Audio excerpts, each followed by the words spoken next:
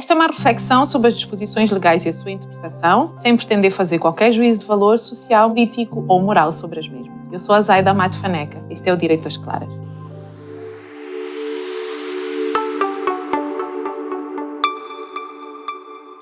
Qual é aquele período do ano que todos os trabalhadores mais anseiam? O tão esperado descanso. Estamos a falar das férias, certo? Já falamos aqui num dos primeiros vídeos do canal, lá atrás, antes de ter a assistência da Wow Media, portanto vocês vão ver uma diferença na qualidade de vídeo se vocês forem ver. Falamos aqui da contagem e do pagamento das férias no ano da cessação de contrato. Neste vídeo nós vamos responder a questões sobre férias que têm sido trazidas pelo seguidor do Direito às Claras. Como já tem sido prática na maioria das empresas e aliás resulta da lei, resulta do artigo 206 da Lei Geral do Trabalho, as empresas devem fixar o seu plano de férias até o dia 31 de janeiro de cada ano civil. Portanto, junto com os seus colaboradores, deve-se fazer um mapa de férias referente àquele ano e ter um mapa fechado a 31 de janeiro de cada ano. Em princípio, essas férias são marcadas por acordo. Regra geral, a entidade empregadora tem um mapa de férias, manda para os seus trabalhadores todos, recolhe o período de férias que cada um desses trabalhadores quer tirar e, portanto, é feito por acordo. É como que uma proposta do trabalhador que a entidade empregadora não se opõe, portanto, há um acordo entre as partes em fixar esse período de férias. Mas o legislador diz que, não havendo acordo, quem fixa o período de férias é a entidade empregadora. Portanto, presumindo que eu sugiro à minha empresa ou eu marque no meu mapa de férias que eu quero tirar as férias ou em abril ou em agosto e a minha empresa diz não, eu prefiro que todos os meus funcionários tirem férias em determinado período. Ou, eventualmente, imaginem um técnico de finanças que tem aquele período mais exigente do ano, quando estão a fechar as contas, quando estão a fechar o ano anterior para submetê-lo até o fim do primeiro trimestre de cada ano civil, e aí tenta marcar as suas férias para esse período e a entidade empregadora diz não, nesta altura é a altura que eu mais preciso de ti, portanto eu prefiro que tu tires férias noutra altura. Está a entidade empregadora a violar algum direito do trabalhador? Não está, porque é o próprio legislador que diz que, não havendo acordo, as férias são fixadas pela entidade empregadora. Por isso é que é, aliás, muito comum ver aí empresas que fecham de elaborar, portanto, fecham as suas atividades, encerram durante um tempo e todos os trabalhadores gozam o período de férias na mesma altura. Não há nada ilegal em relação a esta conduta. Mas há aqui uma ressalva muito importante. Presumindo que as férias já foram aprovadas, já constam do mapa de férias, mas por alguma razão há necessidade da entidade empregadora alterar este período de férias do trabalhador. Ora, o legislador, naturalmente, vê aquilo que é a preparação das férias do trabalhador e diz que a entidade empregadora que eventualmente decida alterar ou às vezes até reduzir, quando eu estou a falar em alterar, não estou apenas a dizer adiar as férias todas, até reduzir o período de férias já agendado, já aprovado, deve ressarcir o trabalhador, deve indemnizar o trabalhador em relação às despesas e encargos que ele já tenha tido para programar essas férias já aprovadas. Portanto, aqueles exemplos em que as férias já estão aprovadas, o trabalhador, imaginem, compra uma passagem aérea, faz reservas em hotéis e isto não implica ir para fora do país, há muito turismo a fazer em Angola. Imaginem que o trabalhador, com alguma antecedência, marca já uma série de programas a fazer e paga esses programas. E na altura em que a entidade empregadora vem e diz infelizmente não podes gozar as férias no período que já estava aprovado e o trabalhador tem despesas que não consegue recuperar, desde que o trabalhador faça prova dessas despesas, a entidade empregadora é obrigada a indemnizá-lo em relação a esses encargos que o trabalhador teve. Questões sobre o subsídio de férias. Ora, como eu acho que já é o conhecimento geral, há uma obrigatoriedade decorrente da Lei Geral do Trabalho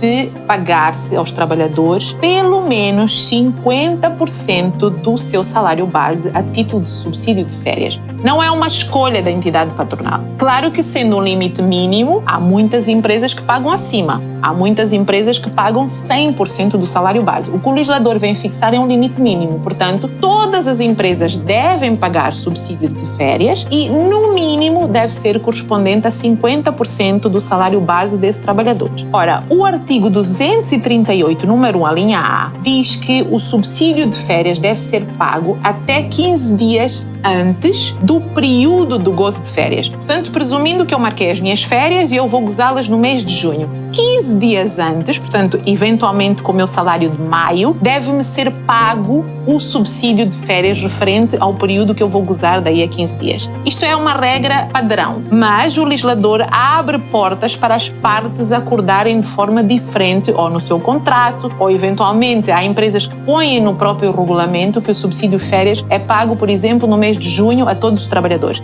Isto é muito comum em empresas que têm um número elevado de trabalhadores e torna-se muito complicado para o Departamento de Recursos Humanos estar todos os meses, eventualmente, dependendo de um trabalhador. Portanto, imagine uma empresa com 1000 trabalhadores. 20 tiram férias em janeiro, 100 tiram férias em fevereiro e depois em dias e períodos diferentes. Imaginem o que é o processamento do subsídio de férias para este tipo de empresas. Então, nada impede que as empresas, desde que previamente acordado com o trabalhador, e o previamente acordado com o trabalhador pode ser fazer constar do seu contrato ou, eventualmente, fazer constar do regulamento da empresa e o contrato diz que ele é obrigado a cumprir o regulamento e pagar o subsídio de férias num período diferente deste que o legislador impôs como regime padrão. Portanto, regime padrão, se nada disser, se o contrato nada disser, se o regulamento nada disser, deve ser pago 15 dias antes do gozo das férias. Mas as partes podem, eventualmente, acordar que o subsídio de férias seja pago em outra altura do ano. O que acontece se uma determinada empresa não pagar o subsídio de férias ao seu trabalhador? Aqui o exemplo de mais de 12 anos sem receber o subsídio de férias. É um absurdo, mas imaginem 12 anos sem pagar o subsídio de férias. Ora, aqui temos que olhar para o que o legislador diz sobre a prescrição de créditos laborais. O subsídio de férias é um crédito laboral do trabalhador. E prescrição, o que é que significa isto de prescrição? Prescrição significa extinção, término, portanto, impossibilidade de exercer, de exigir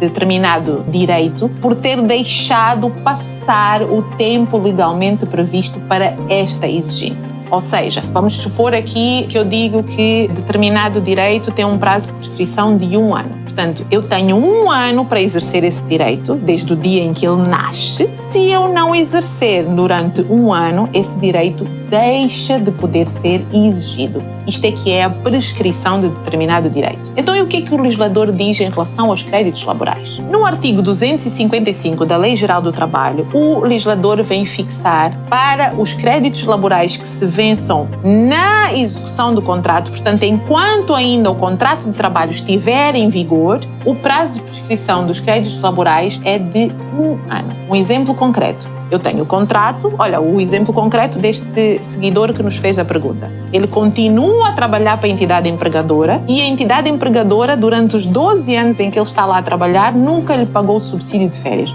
Portanto, os subsídios de férias que se venceram há mais de 1 ano, em princípio, estão prescritos. Portanto, ele não pode exigir o pagamento dos subsídios de férias que estejam vencidos há mais de 12 meses. Porque o prazo de prescrição aqui dos créditos laborais durante a vigência do contrato são os tais 12 meses. Mas atenção que há factos que fazem interromper o prazo de prescrição. O legislador diz-nos que suspende o prazo de prescrição sempre que a entidade empregadora reconheça que deve esse valor.